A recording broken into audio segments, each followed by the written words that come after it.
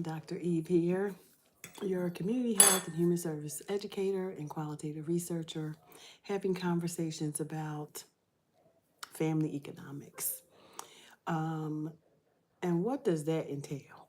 What does family economics entail? So much. When I think back over the years of just being a kid and home economics, learning home economics in school.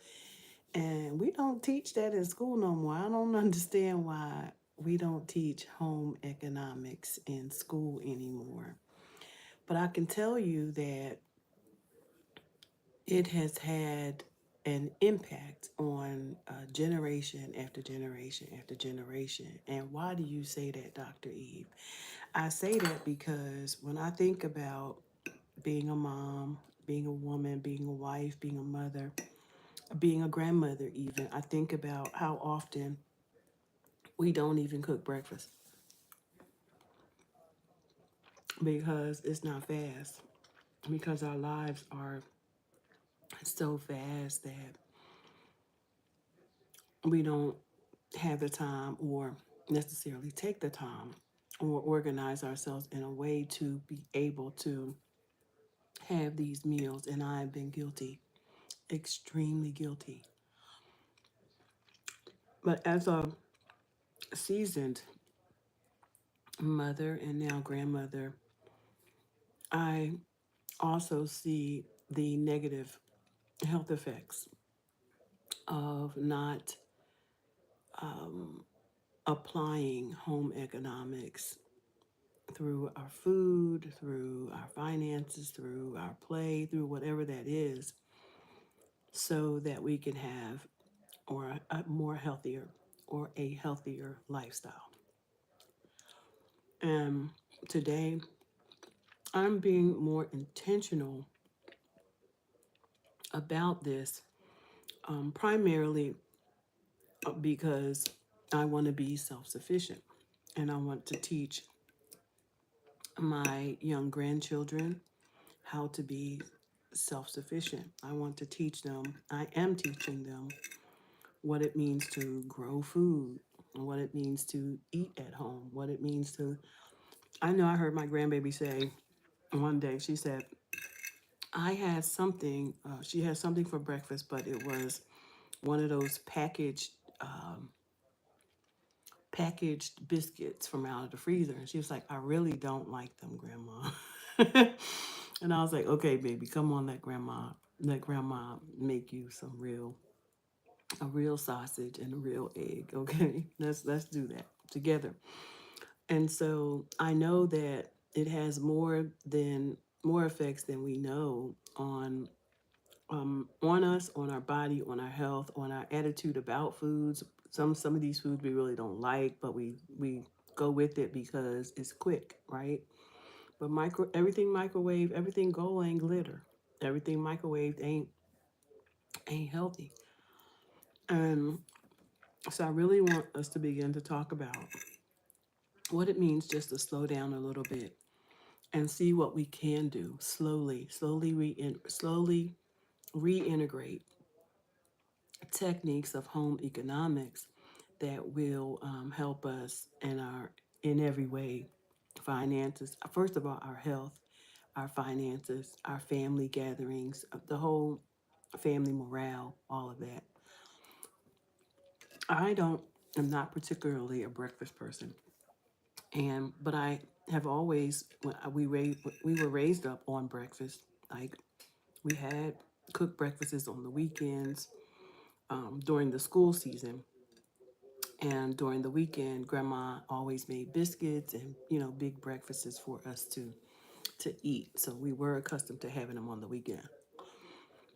Today's special is eggs and grits, and I have some bacon, and I have some green juice that I made myself out of fruits and vegetables from my garden, and I have a cup of coffee with agave, so not sugar but agave.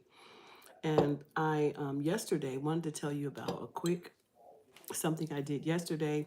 We toured, our organization toured the North Carolina Cooperative Extension, and we did some apple butter. We learned how to water bathe to begin to store and preserve foods. And this one we did yesterday was apple butter. It was a very engaging class that we had with an amazing instructor who not only gave us good instructions, but it was very hands on. So I really like that. And now I have apple butter and I have the knowledge of how to water bathe. So that was one of the things that I did was not able to do, had not had the experience with, because no one taught me. Like my grandmother didn't teach me how to, she did, probably didn't know, I don't know, but I wasn't taught these things. So when we are not taught these things and how to preserve and how to, we have to find education that's going to help us to be able to move the needle on keeping more of our money. Not only that, keeping more of our money, but maintaining good health, staying out of the middle of the aisle where these foods are processed versus knowing what's in it yourself, making these foods yourself. So that's exciting. And so if you are out there and you are wanting to learn a little bit more about water bathing and canning and dehydrating um, and different types of food, get to your extension office. Your cooperative extension office is really, really helpful. They have classes all year long. They have master gardener classes. It's just, there's so many resources available to us that many of us just aren't using. And this is a time we're living in now where we really need to, if you've never learned it, doesn't mean you shouldn't learn it, because we know that inflation is ridiculous, and prices on everything is high, and we aren't getting adequate raises or adequate cost of living raises to meet the raise these this outrageous inflation. So when you don't have enough money to meet the expenses that you have, then you have to say, well, how do I take a different approach to addressing my current needs, essentials versus non-essentials, all of those things. So um, part of that is just really taking a deep dive and pushing back on what mainstream society has told us, that we have to do it this way or that we have to have it that way. And I think that it's critically important for us to go back to some basics. If you didn't learn it, then go to some of these free classes, get some education on some of these things that will really help you to move the needle on home economics. I'm Dr. Eve, your community health and human service educator, and it's all about the home, spiritual, physical, mental, financial well being of our community. So I'm super excited as a leader, as a mom, as a wife, as a grandmother, to bring to you tips and tools. Good afternoon. I see you, Mr. Crabapple. You said you're new here. I am Dr. Eve. I'm a community health and human service educator. And today we're just simply talking about home economics, which is what I really talk about all the time, but in different titles. And we're talking about the importance of making breakfast at home, you know, minimizing your costs out there, having a good lunch. Oh, all right, you work for DHS. No, I don't actually.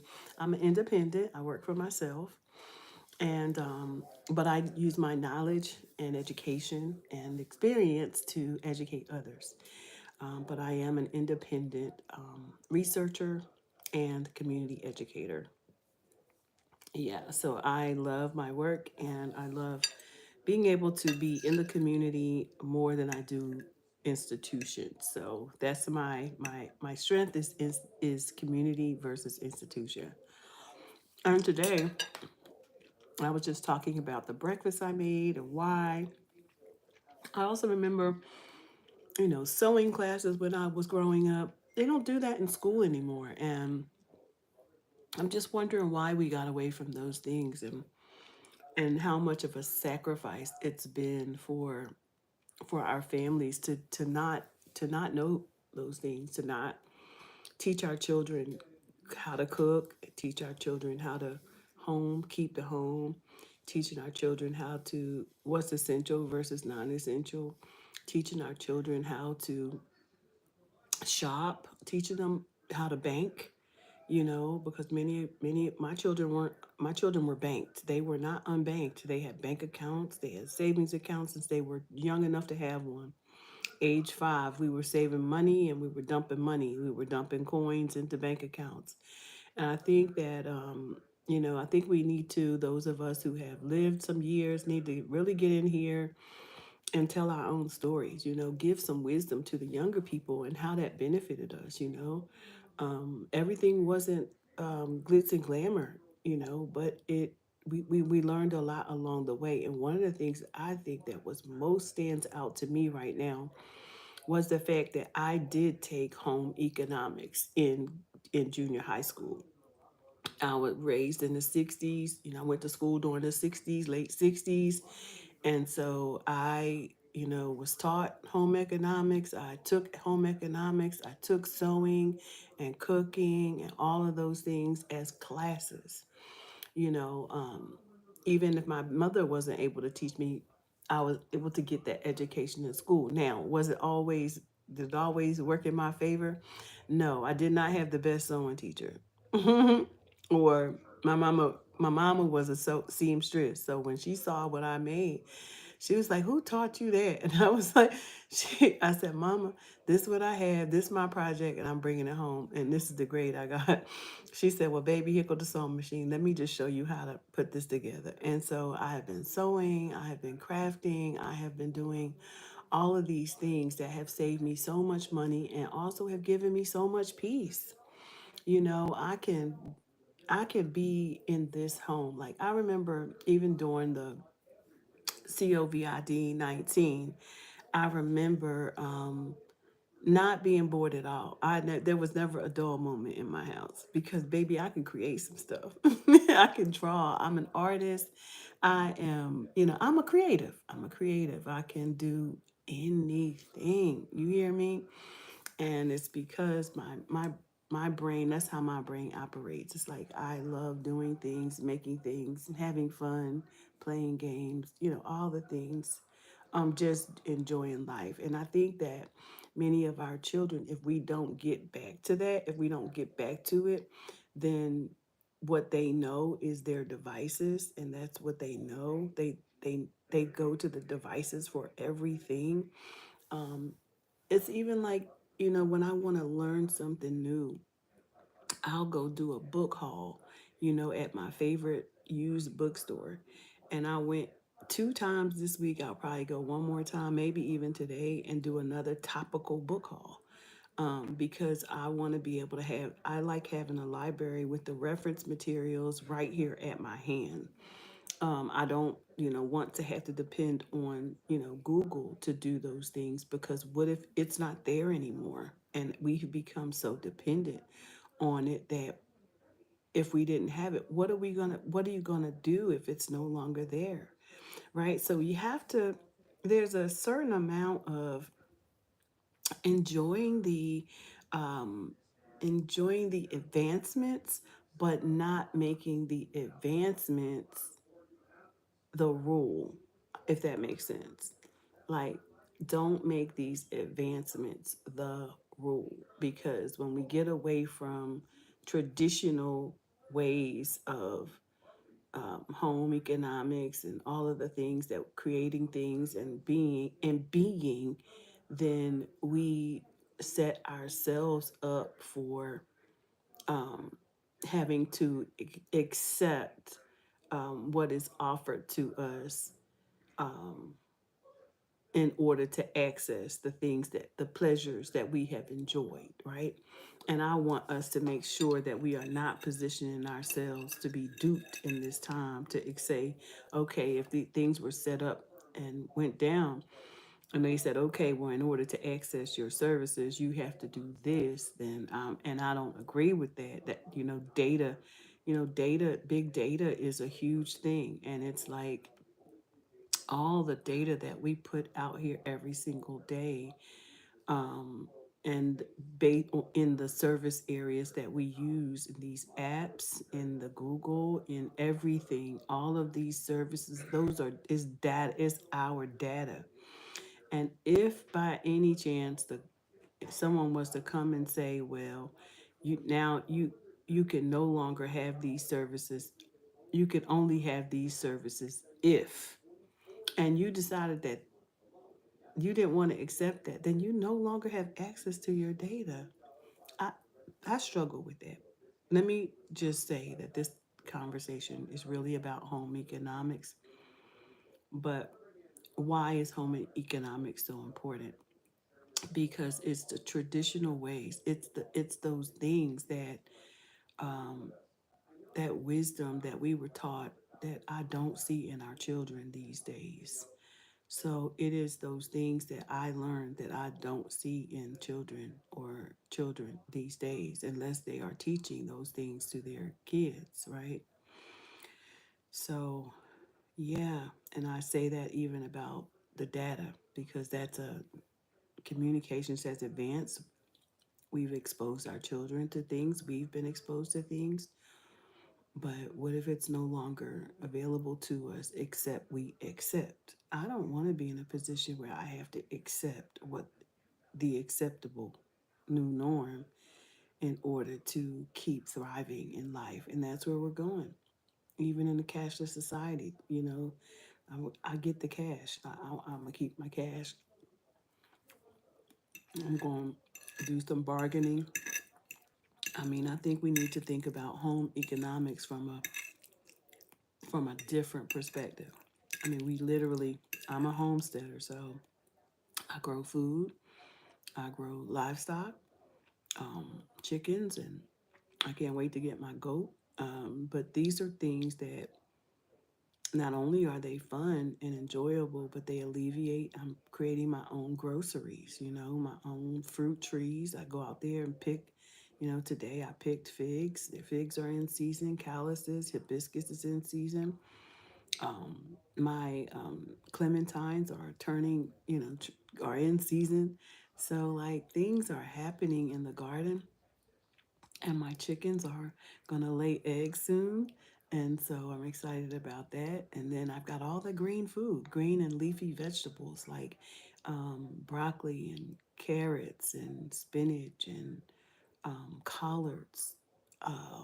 Wow, I've got kale and lettuce and food that you can cut and eat, come cut and come again, cut and come again type foods. So I think, which allow me to be able to make this green drink.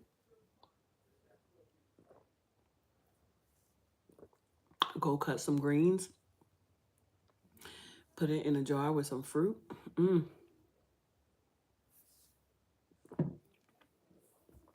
And you got green juice. So I just came up here just to share a authentic live with you all. I just fed my husband some grits. we got to get back to the basics. Grits versus cereal. Think about it. A box of grits is like $2. Cereal and all of its sugars or things in it that aren't healthy are $4, $5, $6. But we grew up on grits. Some people don't like them, but baby, they weren't hungry either. But these grits stick to your ribs. Anyway,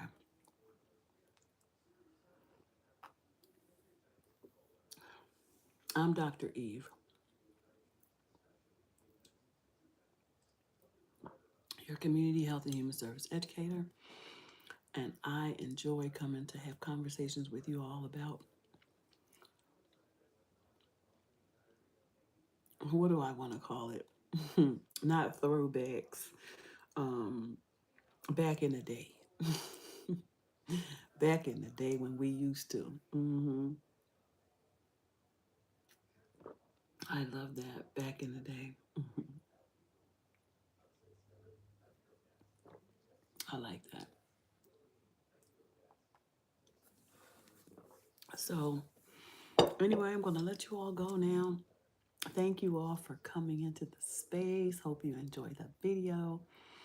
I'm going to be doing some canon and some other things that I'm going to be sharing with y'all, but please check out also the research area because I do research. I don't just take people's words for stuff. I really look at the research on things and how it affects me. I don't just, I think that's critically important that even when we are reading our word, that we test everything, right?